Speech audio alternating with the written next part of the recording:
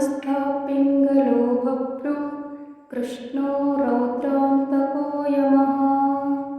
सौरी मन्दगतिश्चैव पीडाहरत मे सततम् नमस्ते घोररूपाय धुनिरीक्षाय ते नमः नमस्ते सर्वभक्षाय वलिमुख नमोऽस्तु ते सूर्यपुत्र नमस्तेस्तु भास्वरो भयदायिने अधो दृष्टे नमस्तेस्तु संवर्धक नमोऽस्तु ते नमो मन्दगते तुभ्यं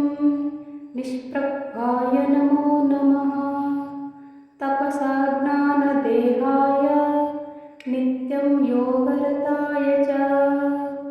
ज्ञानचक्षुषे नमस्तेस्तु कश्यपात्मजा नमोऽस्तु ते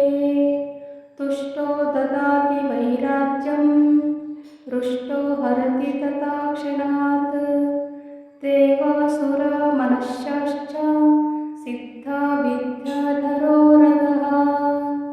त्वया विलोकिता सर्वे नाशं यान्ति समूलतः प्रसादं कुरु मे देवा